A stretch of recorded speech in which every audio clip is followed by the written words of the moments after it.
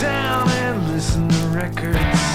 Smell the cover, read all the verses. Tell me about your favorites on vinyl and vision. Hey folks, thanks for tuning in to the latest episode of Vinyl and Vision. Here we are with episode 132. Today's very special guests are the Venus Twins. I don't think they actually use just Venus Twins.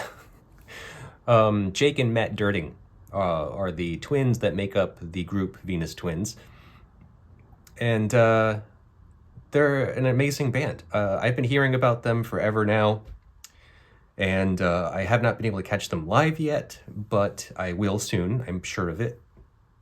The latest release they have is an album that is represented by a sign, which just looks like lines making triangular pattern, and it's pronounced stitching. It is released by 3OneG Records. It's a 5-song EP. So Jake and Matt are a bundle of fun, frenetic energy, and that kind of comes through in their music and in their performances. And but just like a lot of fun to hang with, I'm sure, because talking with them just kind of went really quick. It was very engaging, and I just had a lot of fun with them. I think they're very cool guys, and can't wait to meet them at some point. But their music is also kind of fun and frenetic. It can be a little abrasive, of course, because it's, kind of noise rock, whatever music, whatever you want to call it. But they told me that they are working on a new record. New record is kind of in its works. It's going to be coming out, from what they tell me, possibly near the end of this year, which is very exciting because it'll be a full-length record. And they're growing, they're developing, they are evolving, if that's what you want to call it. And that's always very cool. It's always very cool to be, witness to a band that is kind of developing into something new, something interesting. So, just kind of taking everything that they are absorbing and, growing from there. And it's great. It's great to see. I'm sure it's going to be a pretty amazing album. This last one, Stitching, is an amazing piece of work.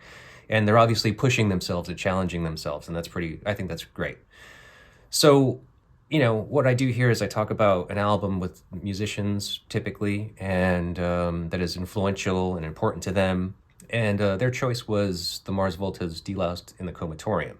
So up front right here, right now, I'll tell you, in case anyone is listening, waiting to hear some pearls of wisdom about Deloused in the Comatorium, I share nothing about that album. I can't. It's such a hard album to think about and to discuss. I mean, look, I get that it's a concept record. I get that it's pretty heavy content. It's kind of deals with suicide, which is, I'm not opposed to that as far as discussing it. I understand that some people get triggered and so forth. Then that's not the issue. It's just that Cedric Bixler Zavala, I believe is how you pronounce his name, the lead singer and vocalist. He kind of is one of these people where he's made up his own language in a sense. So, reading the short story for that this album is based on and reading the lyrics along with it, I just have nothing to say about it. I mean, all I talk about is the key points to the story, where it comes from, and the Mars Volta themselves as a band.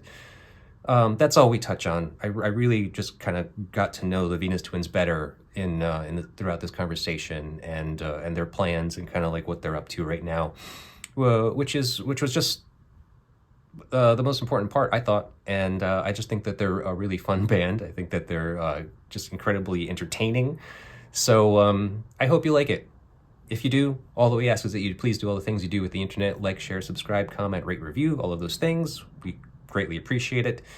And if you care to help us out in a financial way, you can visit our website, psychicstatic.net.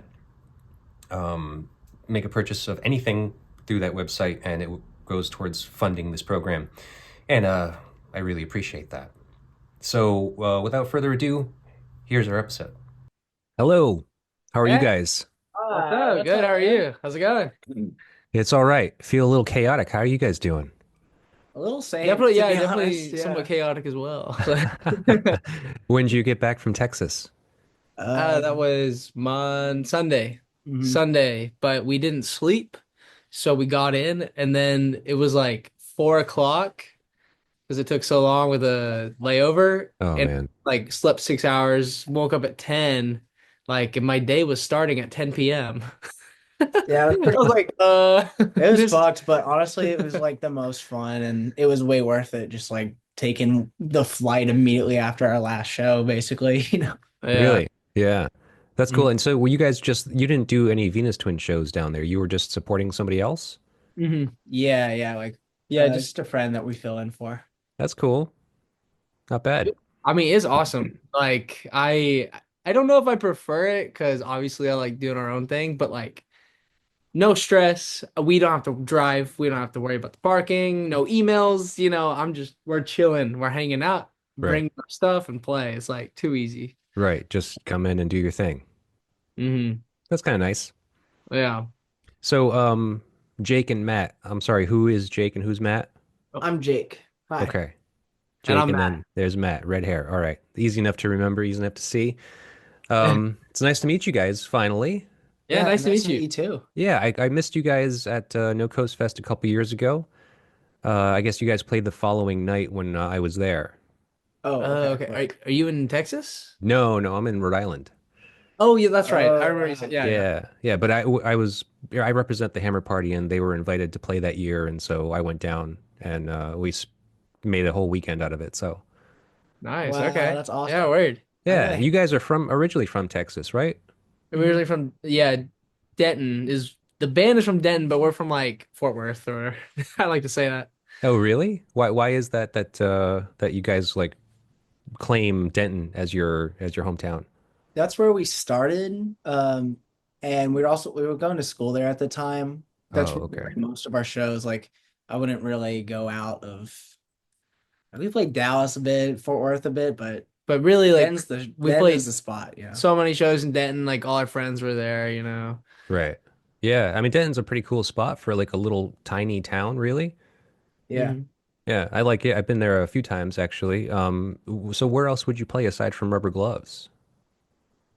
We played at Andy's a few times. A lot of Yeah, house Andy's shows back house. then too. Oh, okay. That Yeah, was that like was prime time. It's just like kind of getting shut down now, but there's like a few. Yeah, house shows like especially for loud rock bands. I mean, like I feel like it's kind of a dying breed, really. Yeah, which really sucks. yeah, it That was sucks. some of the most fun I've ever had is just being It's 19 and like yeah, an playing that. actual dumbass, you know. Yeah, right. Well, so yeah, and you guys relocated to New York. Mhm, Hmm. that's right. Yeah. When did you do that? That was in 2019. So we moved there, literally spent a year, and then moved back when COVID happened. You moved back to Texas, well, when COVID happened. Hmm. Oh, really? Okay. Yeah. Well, that's weird. So I mean, so you're together as the Venus Twins for like 1 year in 2018, and then you moved to Brooklyn. Yes. Yeah, we basically just started. Yeah. Yeah, like Okay. 2018. A year. So going on our second year, we moved to Brooklyn. Um, and then I mean, so yeah, we're basically from Brooklyn too, but Yeah. one might say. Yeah, you might get more cred with Brooklyn, I guess, maybe than Denton. Yeah, that's what Yeah. we claim now since we've been living here for a couple years, bunch of years now. But That's wild, man. I fucking envy you guys. It's scary to the thought of like moving to New York and to the city like that because I mean, I love it. I love it there, but I don't know. I it's just so daunting like just to try to afford it, you know? yeah, Hmm. And so you moved there blind? Like what was the impulse? Like what was the impetus to get you there?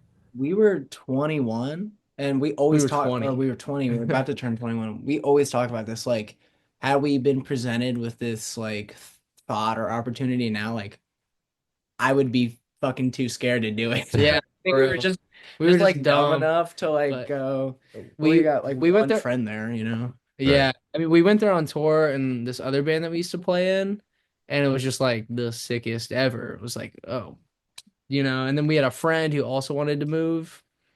I was more nervous about it Mhm. than Jake and our other friend. Like they both really wanted to do it, but I was kind of just like, whatever. Yeah, like Yeah, and I Yeah. wanted to do something. we knew some. Wild. Yeah. That's There's such like a it's such a long trip to make too. I mean, like, what was it like for you guys making the migration? it was shocking, like super shocking, because I mean the town that we initially grew up in Texas was like super small and like not, it was just not, Comparatively, there anyways. was just like not Yeah. a lot of diversity there. And then we came here and we were like living with a ton of people in one building and like stepping out our street and there's like all this like crazy like Puerto Rican music going on. I'm like, Yeah. oh my God. It felt like a festival every day. Yeah. Like when you would walk down like Knickerbocker or whatever, it was like Yeah.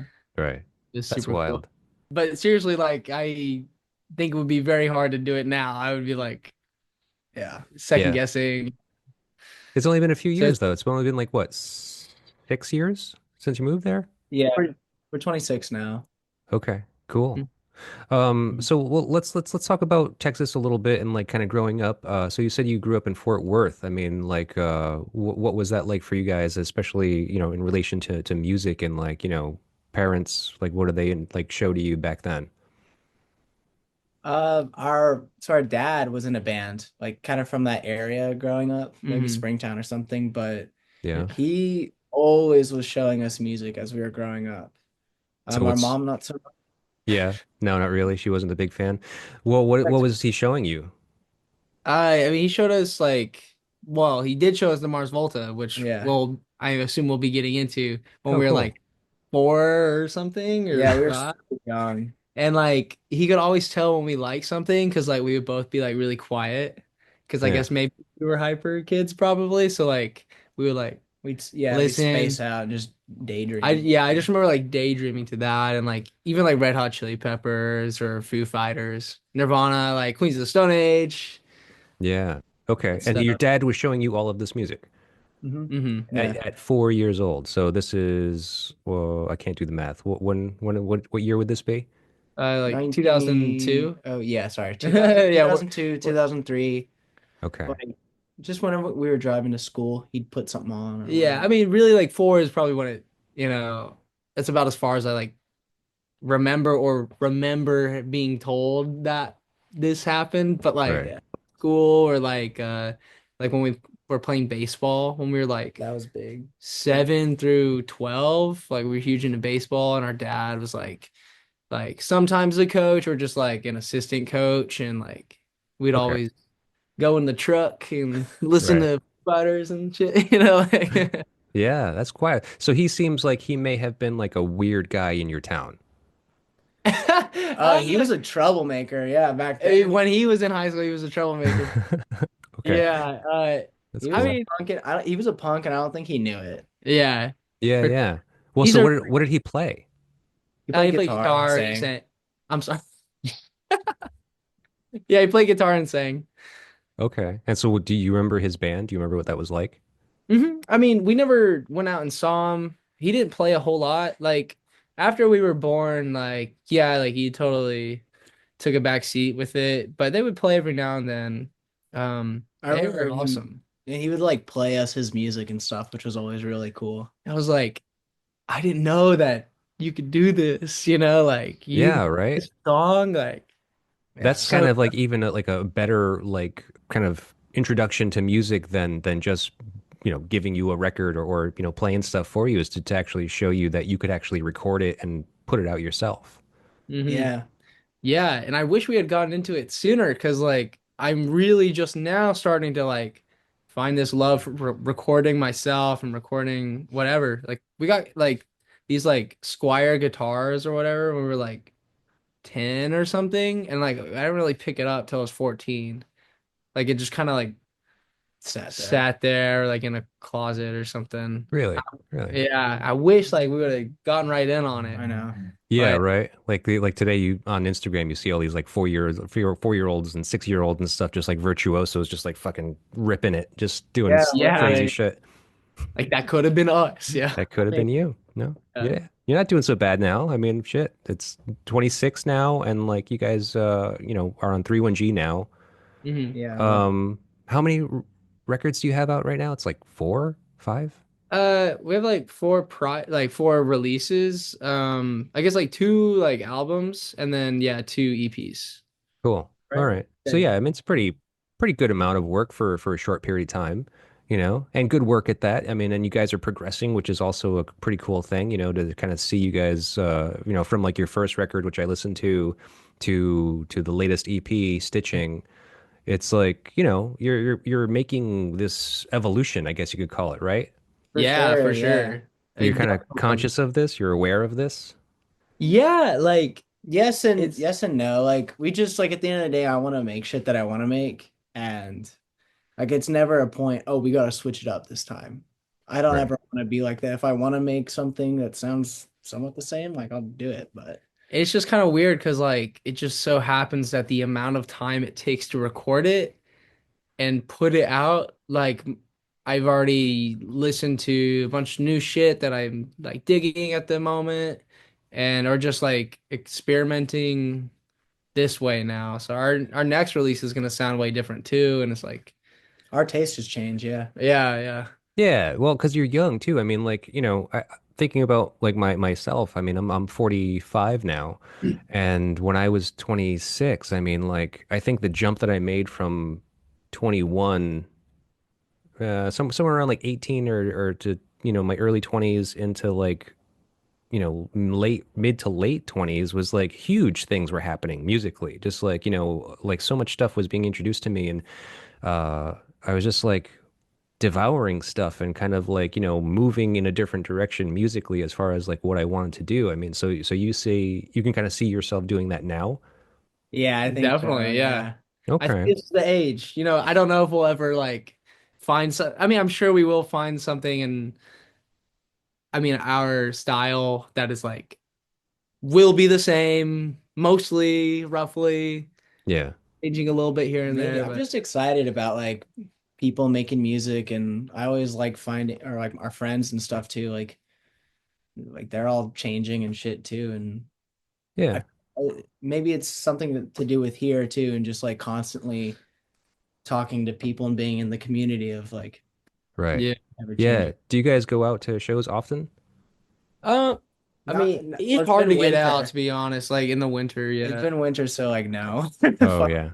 But but yeah, like during the spring or summer. You know what? Actually, lately we have been. Well, I We mean, went we've been trying we went to. last night We did go to. to see we went last night to see horrors, and it was awesome. Oh, right. Man. Yeah, I know you've had Christian on here, so. Yeah, yeah, he's great. I also I work with Curran a lot.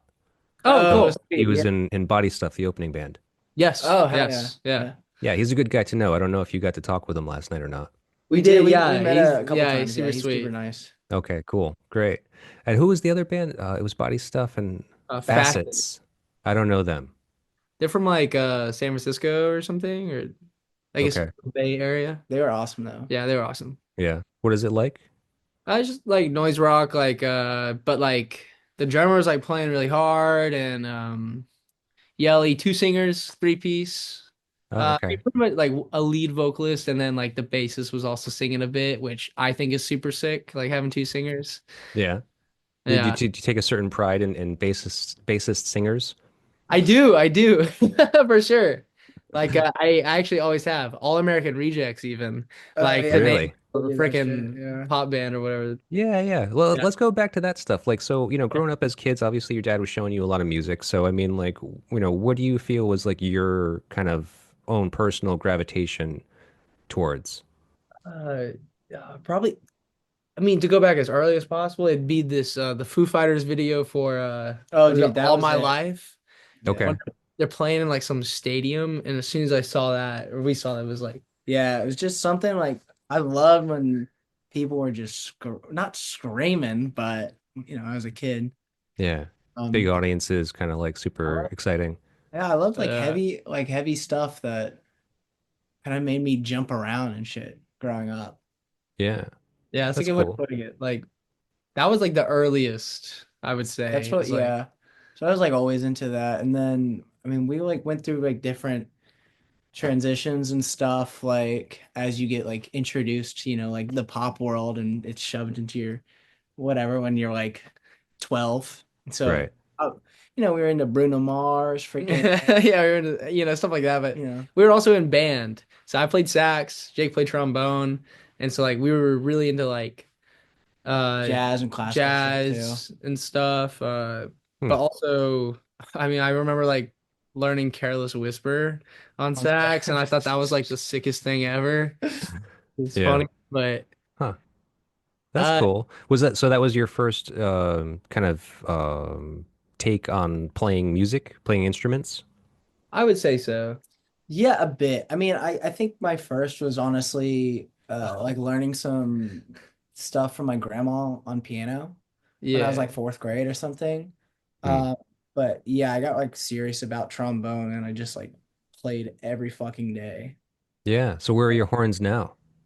We still got ours. Like, I My actually just recorded with somebody for some. Really?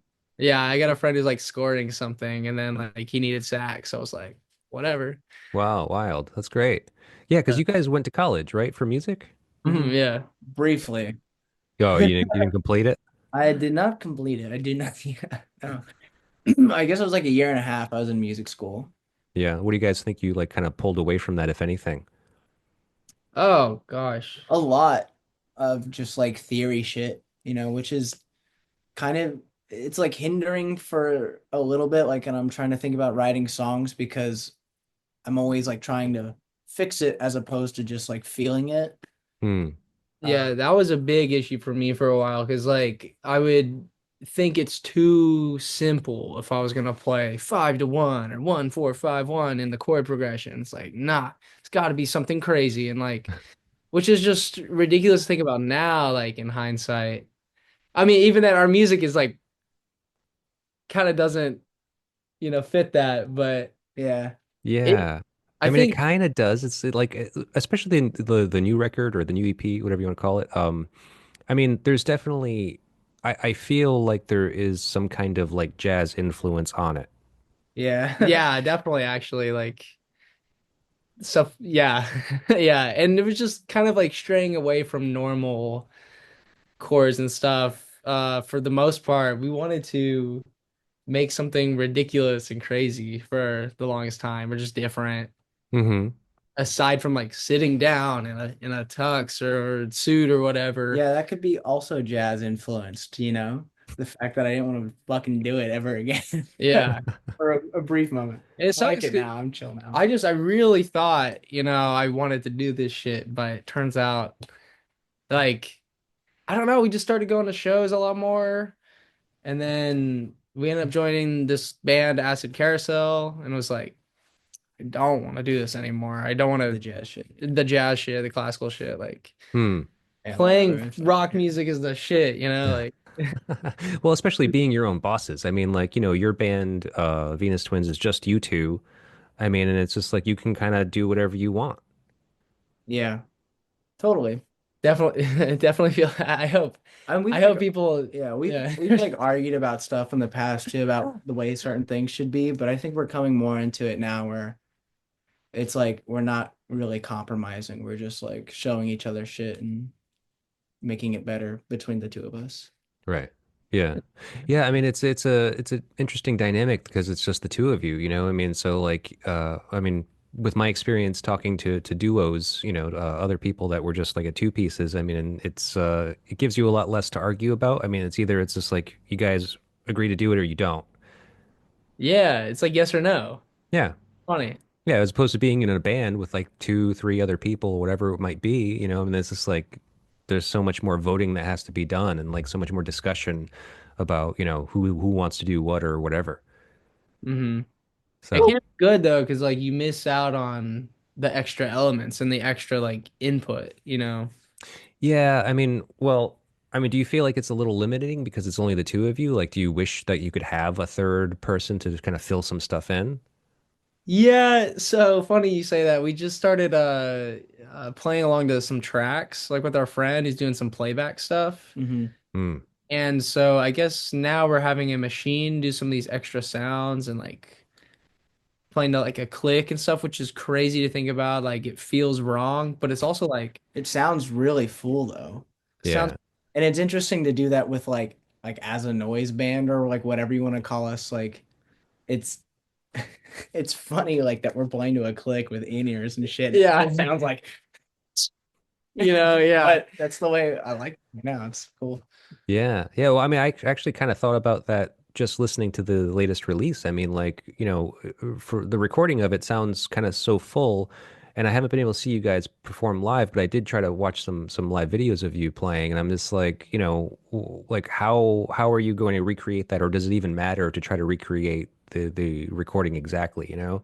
Yeah. Yeah, and it does matter to us. And I think for years it was always a struggle with me, like, am I doing enough? And then like I'd probably be overdoing it here and there. But it's sick because I would also experiment with sounds and like have shit that wasn't on the record. We just ended up being like super noisy, and I was using 3 amps. I was using 2 bass amps and a guitar amp. Hmm. But I think it's super important to make it sound, somewhat like the record. Yeah. Yeah. Okay. As a As a two-piece, yeah, two-piece, they yeah. give a different experience, a live experience. There's so much energy with a live performance that we wanted to capture with stitching. So I hope we captured. I felt like we did, but Right. Um, that kind of like touches on something I wanted to ask you about. I mean, we didn't start talking about the album yet. The Mars Volta's Deloused in the Comatorium, which is the album that you chose. But I was watching an interview with Omar and Cedric from 2003, which is when the album was released, and they said that anyone that comes to see them in hopes of hearing them play exactly like the album might as well stay home, listen to the album, and light a candle. So, I mean, like, so what's your take on improvising your music during live sets? I think it's so awesome. If you're like a good enough musician to do that shit, do it, please. gosh, okay, you saying that it makes me so sad actually, because like now that we've been doing tracks this year, it's just like it does take away some room for improvisation and just Right. like weird things that we can throw in there. And we always love like our interludes and shit and just like fucking around. Yeah, that like them doing that kind of stuff live, Mars Volta was a huge inspiration of just whenever it was just Matt and me playing. There's a lot of time where we would just stretch things out, sometimes for like 10 minutes. Like we Accidentally. just do like a drum solo for fucking 10 minutes and Right. Right. But you guys have that like legit kind of like built-in psychic connection, right? I it's think yeah. so. There is some Telepathy. some telepathy of some sort, right? Oh, Oh yeah. there's 100% some telepathy going on, I would say. Yeah. Well, that's cool. That makes the whole improvising thing kind of that much more exciting because it's just like, and as an audience, watcher, like, watching you guys do your thing. I mean, if we don't know what you could possibly do, like, like you might know the songs and the recording, but I mean, like, to think that you could just go off on whatever tangent for however long you want, and then that just end up back in the pocket, like on a moment's notice. Like it's fun improvising like that, but then there's also built-in places in our set where there's like room for improvisation, yet we like know like the right hits and we just look at each other Right. Okay. Yeah. when to It's it's really weird. There's like half, so it's like half improvisation, half like there's a set tempo here. Absolutely. Right, right. it'll It's up to you guys to make that little slight variation where the audience might not know that's happening, but you guys obviously do. Yeah. Yeah, we're That counting. Yeah, song. I mean the telepathy thing. Yeah, I mean we're counting, or it's Yeah. practice improvisation. Like Mhm. or Right. surrounding the improvisation. It's the illusion, man. It's like being magicians, not musicians. Actually, Yeah. that's a great point. That's yeah, yeah. Yeah, it's just like you know the magic behind it, you know the secrets. So we won't divulge too much into that. But so speaking of the album that you guys chose, Mars Volta's D-Last and the Comatorium. So I mean, you're saying your dad was showing you the Mars Volta since 2003 when you guys were 4. But I mean, when do you remember the first time you heard that album specifically? I can't say that I remember the first time, but I know a very young time in my life where like drunk ship lanterns or whatever the fuck. and I would just sit out the window. Or like look out the window. Yeah. Yeah, or yeah, look out the window and just think about some weird alien ship and Yeah, because just oh dude, it was so sick. Like obviously I had never heard anything like it before, but it's almost like the like it wasn't even music to me. It was just it was something so much more as a kid. It was like a story or like yeah, it's just mind blowing. And I still feel this way about the record. It's like such a trip, you know? It's Yeah. Well, it's funny that you say that it was like a story because it is a story, basically. yeah, right. Yeah. I mean, you know that now. I mean, like, do you like how well do you know like the background of this album now? uh definitely, I mean, somewhat like about, I mean, I know Cedric's friend. Wait, Or it's yeah, that dude is like someone passed wait, so away from the band or whatever. And so but is Yeah, the yeah, hot it's a little confusing. I think there's like a few, based on the research that I did, there was a few different accounts of things, but I think what it really is that this guy Julio Venegas, which was kind of like I guess like a lifelong friend, a good friend and a role model of theirs, who actually went through this experience of like I guess he was a very strange. He's an artist first and foremost, but from the way they described him, like he was kind of like a constantly troubled person. I don't know. He was kind of like all in the sake of art, kind of like being kind of self-destructive. So ultimately, I guess he took a mixture of like rat poison and morphine, and it was probably a suicide attempt. So it ultimately landed him in a coma for about a week. And when he came out of it, he actually committed suicide. uh it's awful. Yeah, it's pretty nasty. I mean, like, so that's why I was asking, like, I mean, obviously as 4 year olds, so you're probably not getting this, but I mean, like, even now, listening to it, as you get older and stuff. I mean, like, did you ever read the short story that was the accompany to this? mm, I read some fan stuff one time Okay. when I I, was just like reading way too much into it, but I don't think it was like ever, like picked up by the band or anything. yeah, I Yeah, yeah. probably didn't. I Well, so like, did you have a copy of this on CD as kids growing up, or? definitely, yeah, Yeah. this and Francis and me, I remember having Yeah. And so the short story wasn't in the liner notes. Not well, see, maybe it maybe could it's have been, like but maybe what you know. also like when we had it, I was like so young that I wasn't reaching for that kind of stuff. I was just Sure. I mean, Yeah. sometimes though, I feel like we'd look through that, we'd look yeah. through. But the words are so fucking strange anyway. Like I wouldn't have been able to read it. Yeah, yeah. I mean, it's really confusing. I mean, like, I think I emailed you guys a while back saying that this album's a motherfucker because it really Yeah. is. Yeah. I mean, Yeah. like, just trying to grasp all of this stuff. I mean, like, I actually really don't have anything to say about any of these songs specifically. I mean, all I have to share about this album really is the fact that, it's a concept album. And it all kind of revolves around essentially this Julio Venegas person that was friends with Cedric and Omar. There was also two other friends of theirs. Like I guess Cedric was in a band called The Fall on Deaf Ears, and two members of that band in 1997 died in a car accident together. Sarah Reiser and Laura Beard. I didn't know that. Yeah, and this guy Julio Venegas, I guess I think he committed suicide around the same time, like 97-ish. So, obviously it had an effect on them, losing people close to them. And yeah, I mean, but Julio is kind of the center point because he actually they kind of took his experience with the whole kind of going into a coma and I guess kind of fictionalized what they imagined him being in a coma may have been like. So like the whole album essentially, like, kind of plays out like a play. Yeah. So like from the first song, that Sonnet Lumière, whatever, I don't know how you pronounce it, it's French. It means sound and light in French.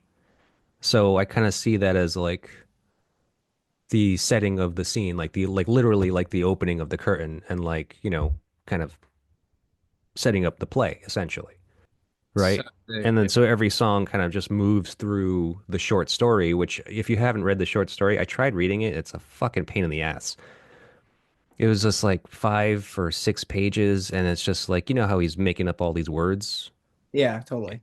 Yeah, so it's a lot of that, and it's so it doesn't really feel like it makes a lot of sense. I mean, like because I had heard so many, interpretations of it, I kind of understood what was happening, but I'd like it's not an enjoyable read. I really didn't like it.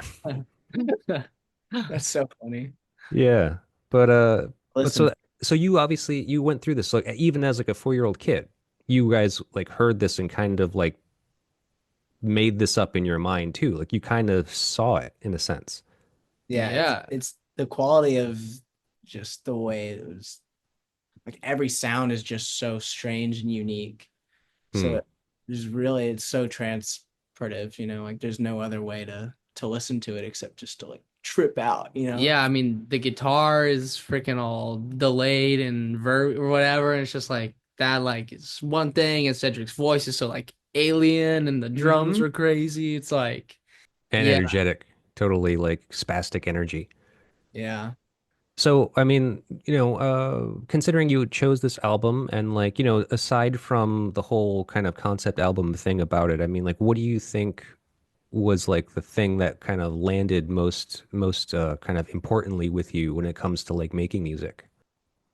Is I think just like the experimentation that they had and like the freedom of like just from anything of like the lyrics just being so strange and either well thought up or just like maybe he was dismissive in some of them and just like quick. the noise in But between, like just yeah, like the improvisation in there, like that. These are all like elements that we didn't really understand, when you're a little kid, but like when you come back to it as a teenager or something, it's just and playing music, writing music, like that you can't forget that. You yeah, it's like they're, this is they're not even songs really. Like some of the times I'm thinking about it, it's not even a song. it's Yeah. just painting for your ears, Yeah. like Mm. experimental. So is that what you think you're doing with your music now? You're kind of just like making like a audio visual? I think with the last record, that was definitely that way. Yeah, the intention. Or just the way that we were feeling, trying to really capture that. Yeah, like taking your emotions day to day, month to month, and like painting that, like taking this bucket of your shit and like, like, yeah. Yeah, well, I can see that. I mean, like, I listened to it pretty closely, and I definitely hear you kind of like, explaining that, and also the visual itself, in the artwork of the album itself, like the whole, even the idea of calling it stitching, but having it just be like the visual kind of lines. Hmm. Um, it's yeah, it's pretty interesting. I don't know if you think of it as a concept album or not. Oh, definitely. I would say Yeah. so. Yeah, for sure, for sure. Like, it's short, but we have, our intro, and then we have like two. It's really like three songs. We have like an intro, and then the interlude is track three, which is just like a twin telepathy type song. Sure, They sure. all speak the same language, I think. Yeah. And Yeah, and it seems kind of depressed. yeah, Yeah, it's crazy. and Yeah, arranged for sure. there ain't. We were going through it back then. It's crazy, like, because we definitely don't feel that way anymore, and so Yeah, I scream less. So does it, Matt. yeah, it's hard almost to replicate it live, but I can still like get there, sometimes. But it's just like the songs have changed, It's a Yeah. different feeling now. Yeah. Huh. Yeah. I was actually so, I wanted to kind of like get an idea of what your shows are like because I've known for a long time now that you guys are kind of known for having these like pretty amazing shows and you're a pretty great tight band. But I also couldn't find like your gigs, like your tour dates. What is your touring looking like right now? Oh, It's so chill right now, to be honest with it's you. it's actually awesome. It's Like a yeah, a much needed like chiller on that side of things. Last year, we toured a couple times. It was like 60 shows we played. 60 or 70 shows the year, and the year before that was like 100 something, and so this year I don't know how many we're gonna play. It's like not that many, Yeah. and it's great. It's just like figuring our shit out. Trying to focus more on like making a really awesome record that I fuck with. And Mm. we have like something that, I mean, we're trying to talk with doing like a Europe thing in the future, just for when When we our release that record's almost record. done. So he, like the dude we're talking to, he's trying to book us something when we have a date secured on it. Oh, okay. It Full would be, length record? yeah, Mhm. it would be this year though. Huh, cool. That sounds great. Um, because you're mentioning it, so something about this band that I found, they said that I guess in describing this album, they say nourished by the work of such notable mindfuckers as the German future rock band Can and Euro film artists Werner Herzog and Federico Fellini, the Mars Volta say they write songs egotistically on a plane of consciousness that depends on available enlightenment. Wow. Yeah. So I mean, how would you say you write songs? Just like that, actually. I feel like what they're kind of what they're getting at is being open to like the heavens, like receiving some sort of transmissions or whatever's around us. Just Right. being open to like a lot of different subject matter. They're like living, their artist brain is living in this extra world, like this plane of, and whatever shit hits them, like this is like what they bring back and then play or whatever. It's, and I know they worked with Rick Rubin on it, so, and I know he's Hmm. a weirdo, but his book is fucking awesome. So, yeah. So And that speaks a lot to like improvisation too. We're kind of like the same way. At least whenever we were writing more songs like bass and drums, we were definitely doing that where we would just improvise for like 3 hours and then stop whenever something was really great that we just happened to land upon. And it's similar now where we're really like, okay, it's about the moment, the feeling, like let's get the take where it feels this way. It's like trying to just take whatever you have or yeah, less here. less thinking, more just like Right. this happened, if there's mistakes, whatever, like doesn't matter. Like if it sounds better, feels better, like that's Yeah. yeah. Yeah. So these guys called it egotistical. I mean, if you had to think of a word to describe your impulse, what do you think it would be? Um, Maybe it is a little indulgent, I self-indulgent of just like being uh I think like if it's like more emo or something, then we're definitely can be mine self-indulgent. mine has changed. Whereas before I would have described it as I maybe somewhat just feeling first, the feeling first. Now it's definitely more childlike. That's I true. feel like is the best way I could describe it. Like for our new thing and like how I'm feeling as of lately, it's just like I'm tapping into my dumb kid self. Hmm. Yeah, Like, yeah. if I like I'm drawing on my desk right now with Sharpies because it just looks so cool, Like, fuck it. Like whatever I want to write or it's like it's nothing, yeah. Nothing. Weird. Okay. Well, so then thinking about this new album, and you don't have to give away very much, but I mean, like compared to what we were just saying about Stitching being like feeling like a depressed piece, would you say that this new album will seem happy? There's some tracks that are happy just There's some ha out of how we've been feeling, but I think it's still very eccentric and like wild because that is just in our blood where we kind of feel fucked up, like yeah. plastic. It's Yeah. definitely more dumb, like not dumb as in like not like mathy or whatever. It's just like whatever, It's like just more playful. playful is a better word Playful. than dumb. Playful, Playful. I think that's a great word. Yeah. That I mean, I haven't heard it yet, unfortunately, but I mean, I think that sounds right from what you're saying. Yeah. Well, Huh. thanks. I hope people dig it because I like it, and That's we all. originally started it out as a different band. Like What this do was you gonna mean? You mean the new album?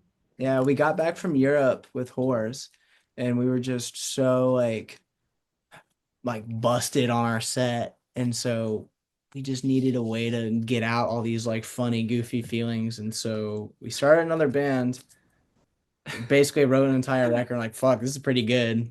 Let's This just should do just it. be the new Venus Ones record. Yeah. And it sounds like us anyway, because it's us making music. So like, But duh. there was no one else involved. It was just still you two. Yep. Yeah, and you mentioned this earlier. It's like if it's us two, it's not a new band. It's just whatever Venus Ones want to do. We're making music together. I No, mean, you could call it something else, I guess, if you really wanted to. and we did at first, but now I don't want to. I'm like It's Venus Twins. like we got a contract to fulfill. We gotta keep it at Venus Twins. Yeah, we Yeah. gotta keep it like noisy bass and drums. It is limiting in a way, Yeah. to Right. keep it just bass and drums. Yeah, yeah. Well, I mean, like, and so what do you feel about that? I mean, do you feel like you're saying it's limiting, but I mean, do you feel limited in what you're going to be able to create? No, honestly, Not anymore. Not yeah, anymore. it definitely used to in the past, but Yeah, there were days at the studio when I was like, bro, like I can't do this right now. Like there's one of me and like and if there's 12 of me on drums. yeah, like if we did argue about I'd be trying to play this bass part and like this melody on quote unquote guitar at the same, what I mean, at the same time, like I'm thinking about two different parts and Jake is like, like leave more Right. space, like it's just not working. I'm like, Have but in my head I'm hearing both parts and like Right. But that's the thing is it's like as a two piece, especially like when you go to perform, I mean, like you just said playing guitar, and I was gonna ask you about that because I mean you're a bass player primarily, or at least for this band, but I mean, the idea of like incorporating another instrument, something like guitar or whatever, is just like, well, you're not gonna be able to do that live if you record it. right. mhm. And Yeah, that's where like having friends can come in and help. Like if we had like a third person or just playing with tracks again and like just pre-recording things and Right, right. Yeah, I keep on forgetting about that. I guess that's actually a pretty common practice these days.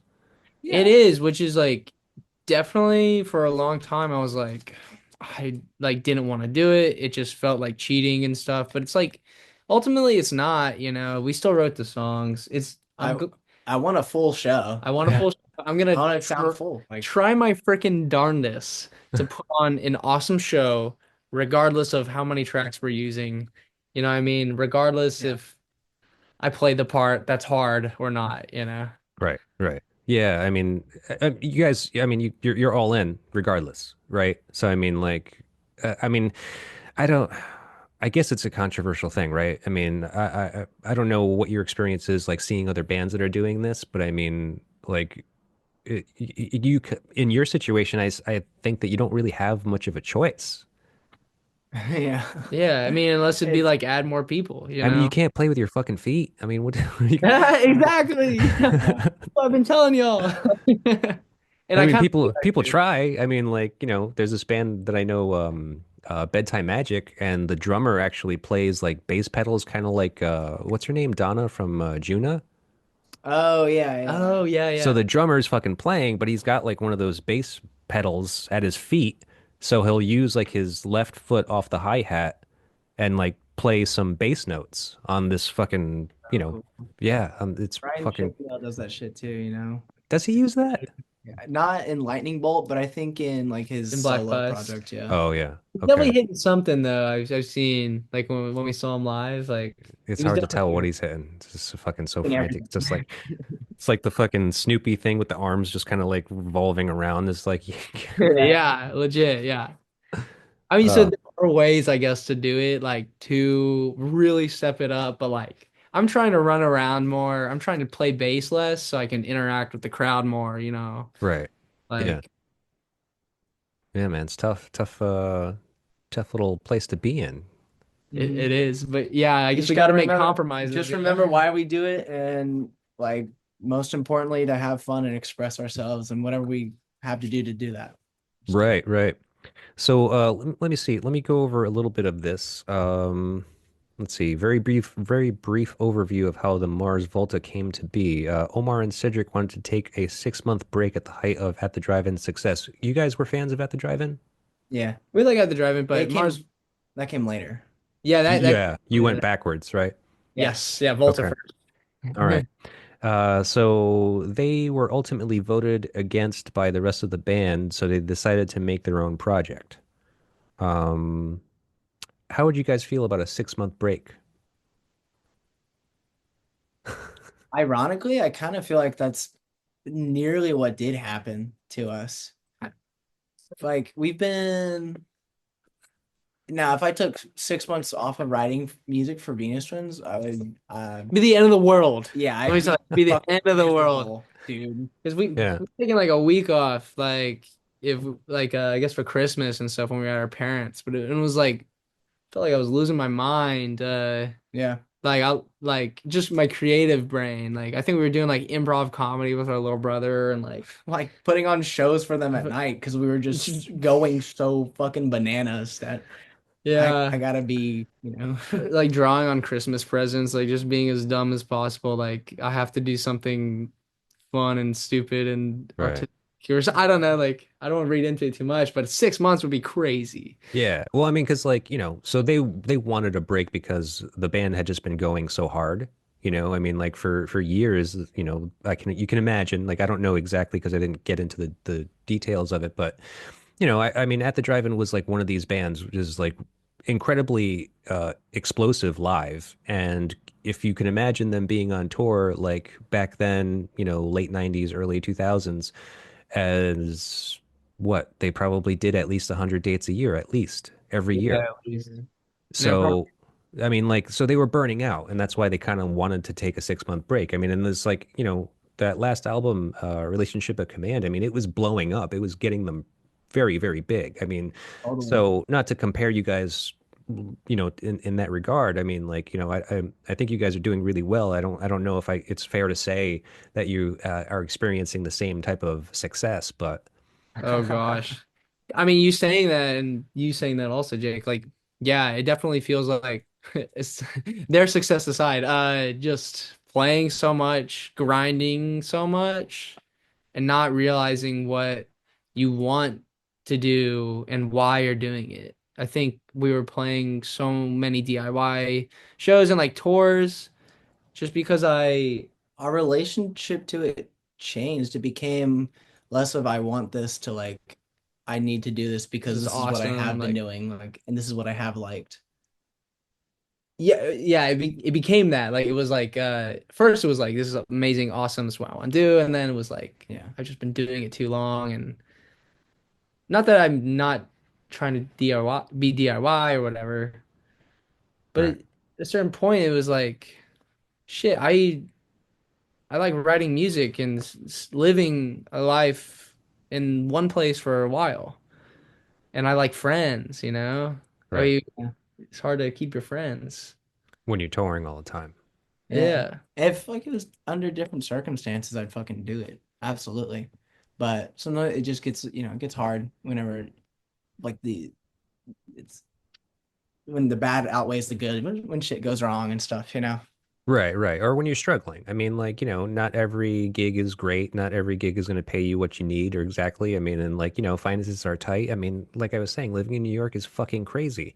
Like, Yeah. there's a certain amount of like, you know, uh necessity to being in your band and like, kind of working at it, and like you guys are working at it all the time. And that's the thing is it's like, aside from like the creative aspect of like writing music and like getting in the room and jamming together and recording and putting out a record, I mean, you guys are also focusing a lot on the promotional aspect of being in the band. I mean, like, uh, the thing that kind of sticks out to me the most at this point is like how you guys were actually on that Mr. Beast show. Yeah. Like, what the hell was that like? Dude, that show It is so was sick. it was It like was awesome. the best week of my life. It was actually so fun. It was a whole week. Yeah. Yeah, we were there a few days before we even started the challenge. We were just like in a hotel and like some of our best friends were doing it too. Disaster Artist is their band. And it's just like Yeah, God, it was so fun. we were up in the hotel like making music. Yeah. Like we were just doing like fucking whatever while we are there. I mean, Then when the challenge started, it was awesome. We just got to show our like the fun sides of us and Yeah. like music aside. Yeah, I mean, like the edit, you don't really see us like messing around, but I swear, like we were making awesome ass jokes the whole Dude, time. we had so many jokes and They didn't fucking put put them it in the in. edit, but whatever. Maybe we'll get a behind the Yeah. scenes someday. Like, Uh-huh. Yeah, maybe. Oh, uh, that'd be cool. I mean, so that's so crazy. I mean, like that's an incredibly like, uh what do they call it? Like exposure thing, you Yeah. know? So I mean, has that helped out? I mean, have you seen the kind of like a result from that? Just in like, I mean, like here and there on Instagram and stuff, mainly on TikTok. really on That's where all TikTok, that shit yeah, is. like kids and shit, I guess, Um, like, and funny enough, we kind of rushed like stitching with JP and like 3-1G because we knew this shit was gonna come out. So we like had to get a single out by then and stuff. Um, yeah, so we were like trying to time everything right. yeah. Wow. Yeah. See, that's the thing. That's like another one of those things that's like taking up all this friggin' mental bandwidth. Is just like timing things out, like, planning for everything that you have to do and like, that whole promotional machine. I mean, Yeah. It's tough. We have some help Yeah, now, which we is good. We just got this manager who's like helping us out with shit. It's really helpful just hmm, to I think mean about it slightly less. I mean video wise and photos wise, like posting, like I feel like we used to like that a lot more. Like we used to post a lot more, but now it's just like I think it's just so hard sometimes to like want to do it, and then there is that element of like worrying about is this gonna get as many likes, like which is bullshit. But yeah, it's a hard thing to do every day and like think about. I'm not even taking that like many photos on my phone. Like my yeah, perfect Instagram is like once a month I'll post maybe, you know? Yeah. right. Yeah. Because it takes time. I can't stand it. It's just like that whole idea, like it just the time that it takes to like, take whatever it is, whether, video, photograph, whatever, and then like thinking about like, oh, what do I need to say here? What's got to be said? Like, and then like you got to fucking type it all out and shit, and like, ugh, then cross fucking, what do they call that? Like cross promotion through the different fucking Yeah. media feeds. And It like Such bullshit. I don't really get the yeah. like the point because like usually if I have something to say, I'll express that in music or whatever. Like I really don't. I've been like the older I get, the less I want to be. Don't forget about me today A content online. You creator or know. whatever, which Right. I guess you have to do it in this industry, and like here and there we're having fun with it. Like that's like the most important thing we keep reminding ourselves is like if we find a way to have fun with it, like that's how it's gonna be good. And I mean, it's even like it takes so much time, even just commenting back to people because I want to be funny or some shit, you know. But Yeah. even something as simple as that, it's like Right. it's hard. The whole Yeah. thing. Yeah. I can imagine, man. Yeah. It's not great. I mean, you say that it's kind of a necessity for in the industry, and I agree with you. It is. It's just a weird part of it. Yeah. Yeah, it's a weird world we're living in. Someone was joking about like telling like Prince like however long ago to like be making TikToks and stuff back then. Like it's just like thinking about those people doing or like Queen or something, just like Like if doing they shit like that'd be it like so funny. Like if yeah, that existed, or Kurt Cobain especially like Oh Oh yeah. yeah. what like Right. Yeah, man. I don't know. I don't know how do you get past that. You just got to reach a certain level, I guess. I mean, and so that means keep hitting the road and keep on doing that, going that route. Yeah. and And like Matt was saying, there's like fun ways to do it if you just really like make it tied together with the music and the artistry, then I think that's what's it can be special that way. yeah, as long as for me it's like if I can be dumb with it, like I guess like faux ignorance or dumbness about something like hmm that. I don't know if that makes sense, but Well, I mean, are you kind of a big fan of comedy, or you do try to, keep things funny?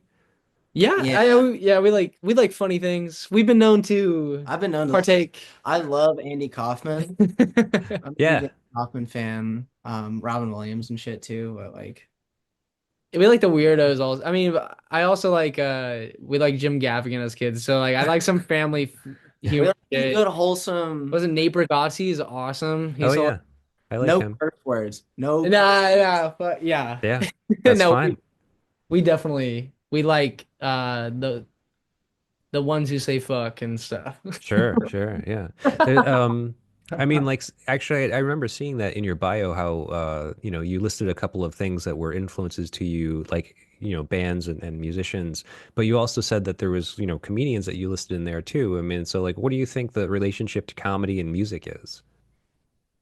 Um, I like the like nihilistic approach that comedians can take sometimes. Mm-hmm. Like Sure. putting that into music of just like not only like the process of making music, like it doesn't matter. Just fucking like, oh yeah, that's perfect. Yeah. Or but then again also like making music and or like lyrics and stuff and themes. It's kind of like not overthinking it, and I don't yeah, it hasn't been super funny in the past. Like Stitching is not that funny, but Mainly, uh but mainly we like to bring a lighter side to a show and stuff too. I still want oh people to yeah. smile, even though it's crazy music. Like I want people to have a good time. The Right. live effect is Yeah. Yeah. there. Like, we like doing goofy shit here and there. Just keep it lighthearted, but also like fucking rock, whatever, you know. Right. Yeah. No, I can see that. I mean, I've definitely seen some videos with you guys that you definitely do that. Going back to the Mars Volta, have you ever seen them play live? No, man. Unfortunately not. We've watched tons of videos. Like, They're out on tour with Deftones right now, aren't they? yes. Yeah. Yeah, and Fleshwater, I believe. Yeah.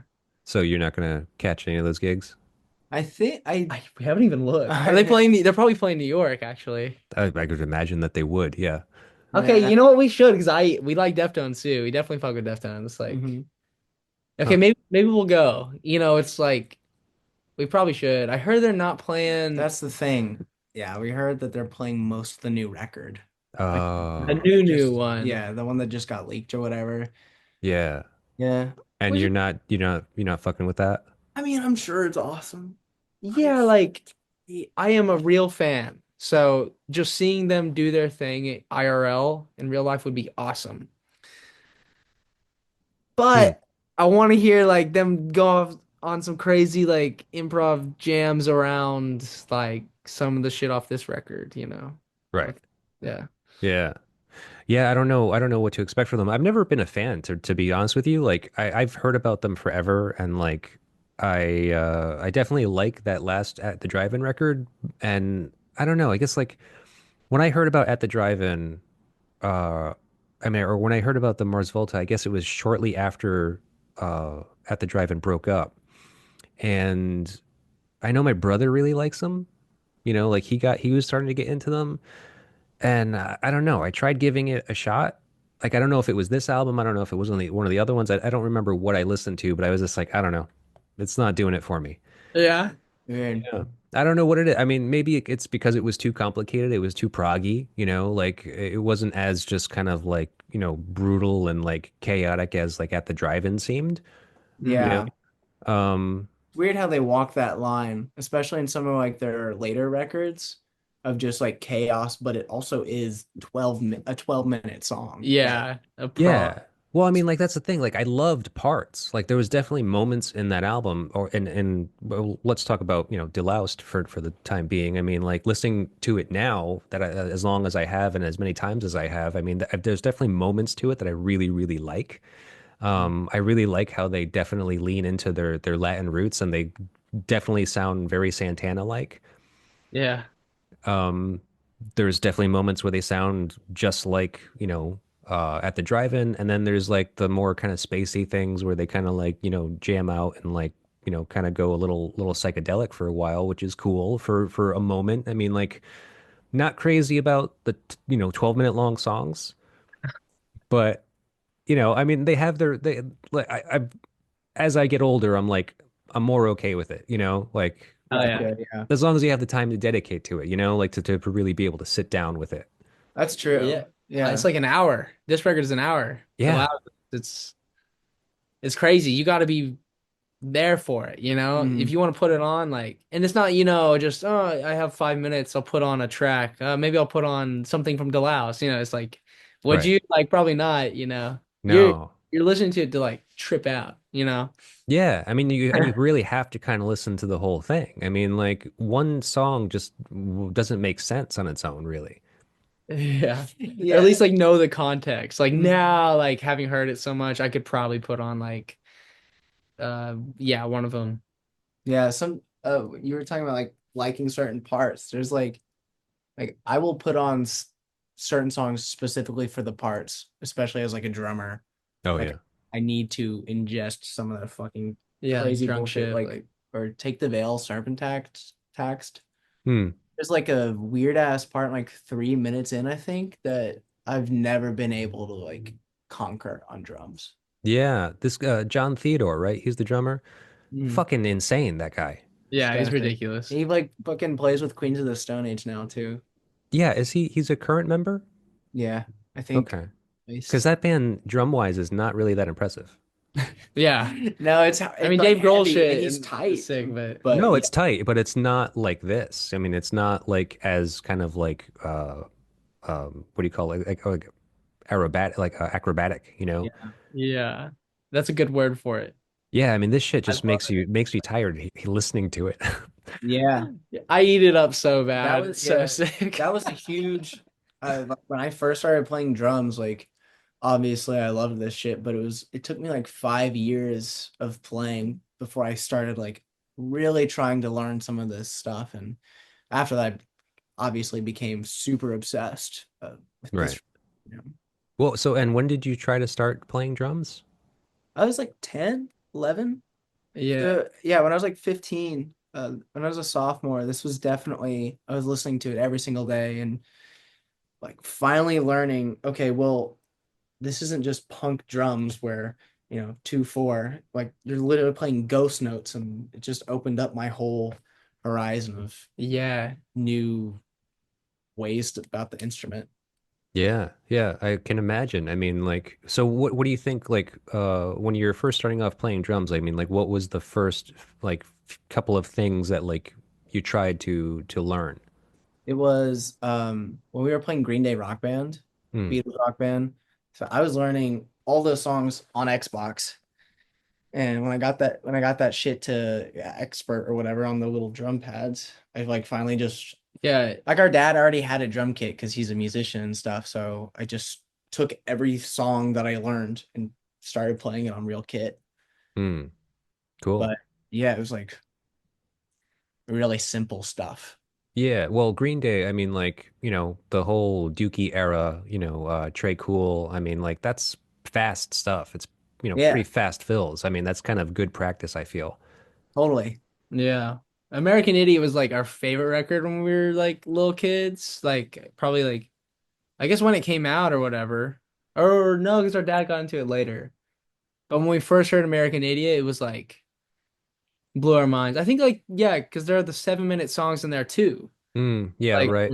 Homecoming and Jesus of Suburbia, like which is like probably a theme in our lives that like these long songs, these like big passages Yeah, are that's just true. yeah. Yeah, you guys are leaning into that now, huh? In a way, I mean, not so much like the way that we write, but just try, like, I love like storytelling. Okay. Yeah, I Yeah. think we're condensing it as of lately. It's like Hmm. maybe seeing the story of it. And then Yeah. yeah. Wild. Okay. And Matt, bass for you. So I mean, like, when did you start picking up bass? Right when Venus Twins started, actually. I'm a guitar player. I Oh, okay. yeah, I have always been a guitar player since I was 14.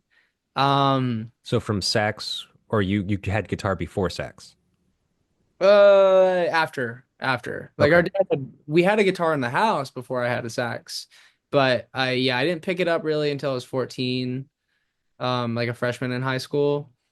And I was 19, I guess, when I started playing bass. Like Yeah. Jake just wanted me to play bass in Venus Twins. It was an octave lower than guitar, and everything we were doing on guitar and drums, like when we would jam, was just like So empty. Yeah, it felt empty. It was like And there were ways that we could have gone about it, but I think there's just the short way was just changing. the fast route to lower guitar was just play bass. Right, And right, we were lucky enough to like our dad also had a bass. Like he had bass guitar drums. So like, we just fuck around like whatever. right. Um yeah. I've always played like a guitar though, I feel like too. And more recently a noisemaker or whatever, like with experimenting with pedals and Oh yeah, of cool course. stuff. But Huh. That's interesting. So, a couple of examples. I mean, Bronson Arm, he plays what kind of guitar is it? It's what do they call that guitar? It's like a tenor guitar or something? oh, a baritone guitar? Baritone guitar. Yeah, yeah, yeah. And then the Triceratops, another duo from New York. I just played with them this weekend actually, and I Oh, was interested in what he was doing because I was just like, guitar and drums, it's all it is. But he's got some I guess he uh plays 2 amps. hmm. So I guess he kind of A/Bs it with like a Morley pedal or some shit, like some switch pedal. Okay. So he gets a lot of low end, but like a super low end. Like it plays like a bass, but it's guitar, it's 6 strings.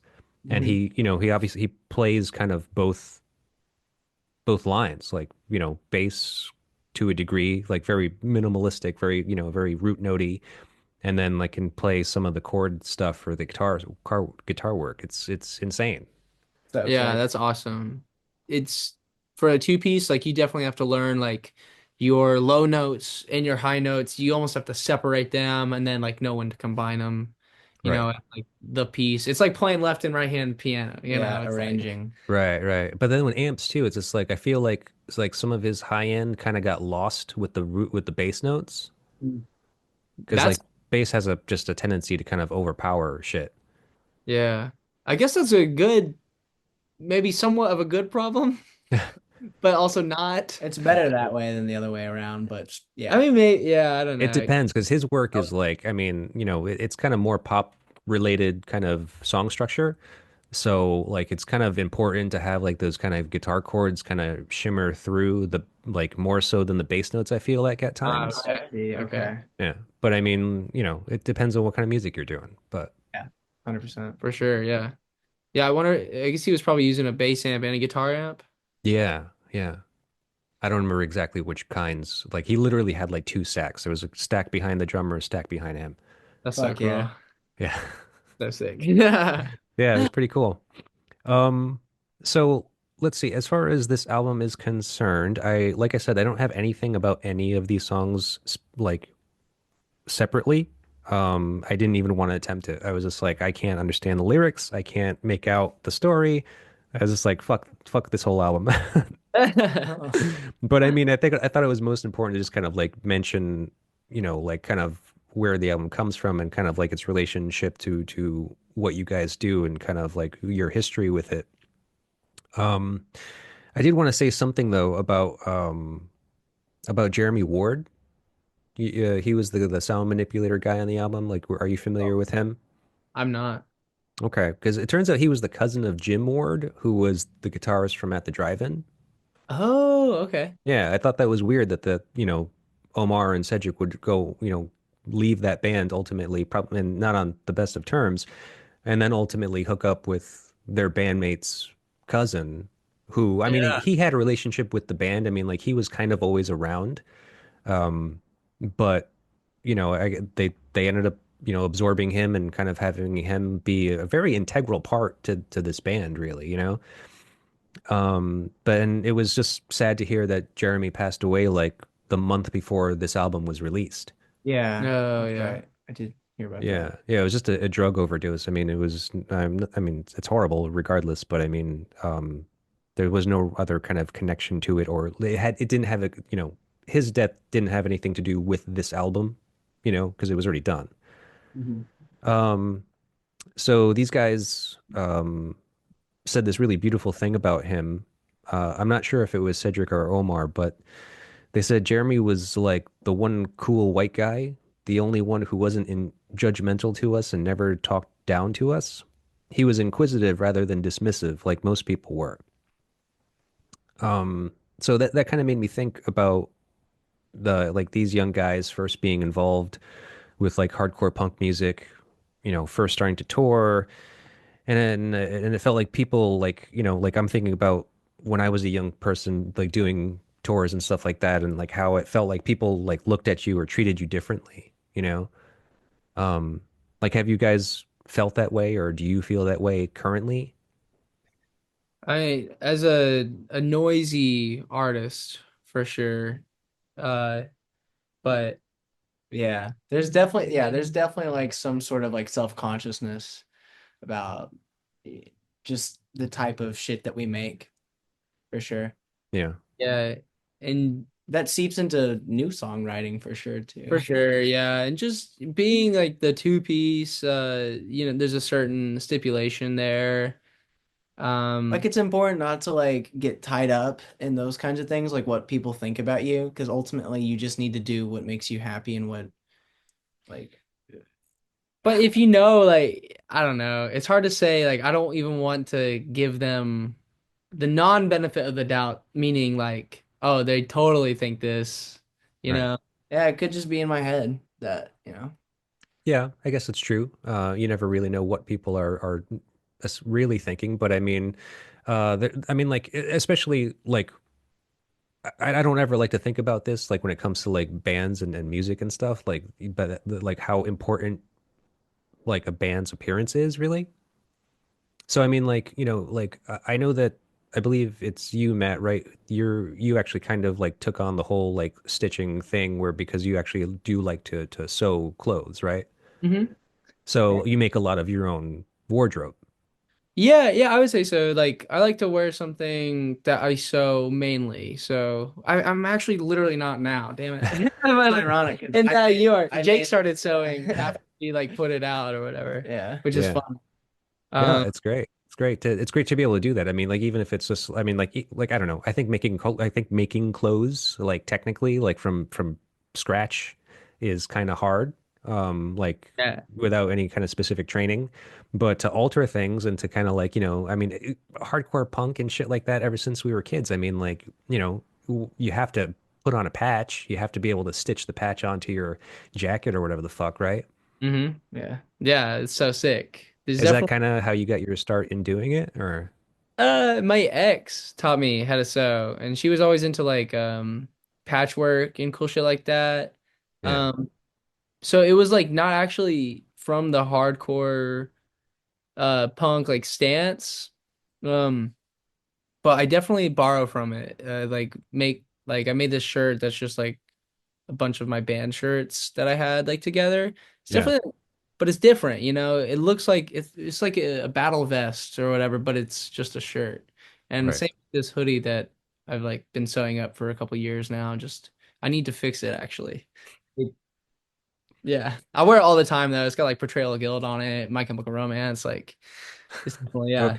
Okay. That's cool. I mean, like, like I don't think I don't know. It is important, but it's not, right? Like when it comes to like making music, you don't want to think about how like your looks matter.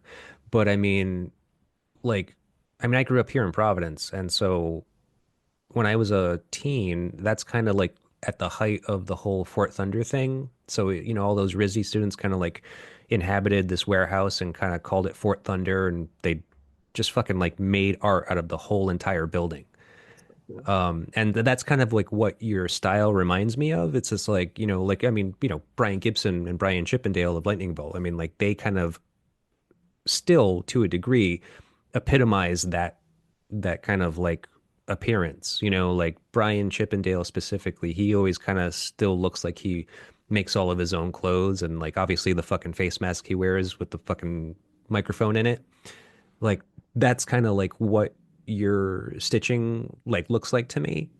Thank you. Yeah. Yeah, I love them and I love yeah, like that's definitely a huge inspiration. It's so And I think important to be like transparent in the art that you make, but also just like in the way that you behave and like what the things that you put on yourself, you need to like or like as an artist, I think it's important to be as like honest with what like in every aspect in what you're doing. and it's Right. just fun and it's something to wear when I play, you know? It's like, well, I kind of like want the whole to package express together. myself this way, and it goes hand in hand with the music and or like my lifestyle. Right, right. Yeah, I mean, because you know, like I guess there is a certain aspect to like kind of wearing a uniform that is cool about being in a band. Mm. But I don't think that you guys are wearing a uniform per se. I mean, I feel like you're genuinely, artistic and like, have this sense about you, like fashion wise, where, you wear what you like. And if Mhm. it has that look to it, then that's fine. And it seems obviously, you can wear that when you're not performing, like now, or you can wear it while you're performing, and everyone, I guess the audience might see it as like, I don't know, a costume to a degree. Yeah. Yeah, I mean, I guess I just want them to see us like I just want to have like more of myself to give in Right, something during a performance or whatever. Like any way that I can show people in a different way, like this is who I am, right. that Okay. transcends music. yeah, it is like a costume or uniform. It's like what you want is the uniform, you know?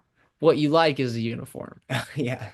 It's so it's not a uniform, but it also is. It's like, yeah, Because just you dress like that all the time. It doesn't matter if you're playing or not.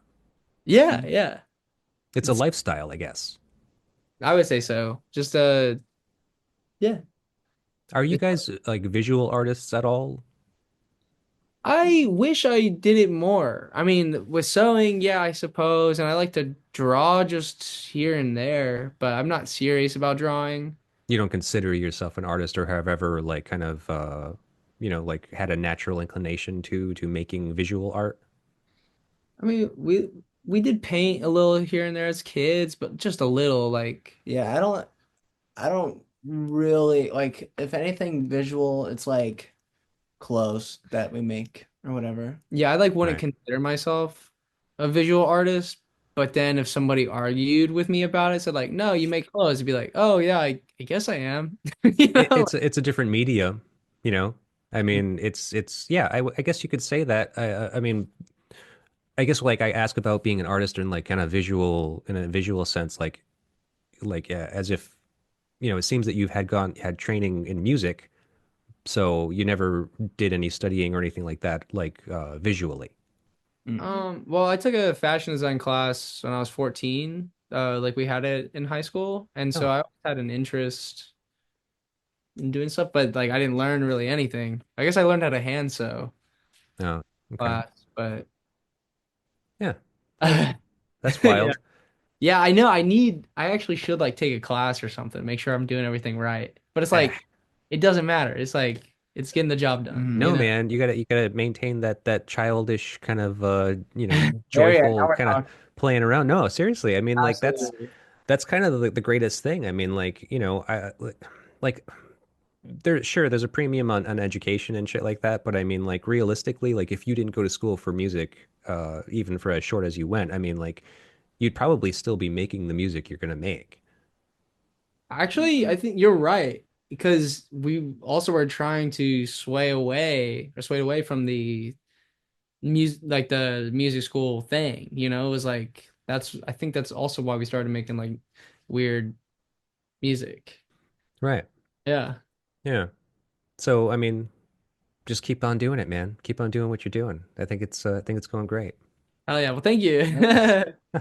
So, I don't know. I mean, I guess that wraps it up for this album. I mean, like I said, I don't have much for it. But it's great talking to you guys and getting to know you better.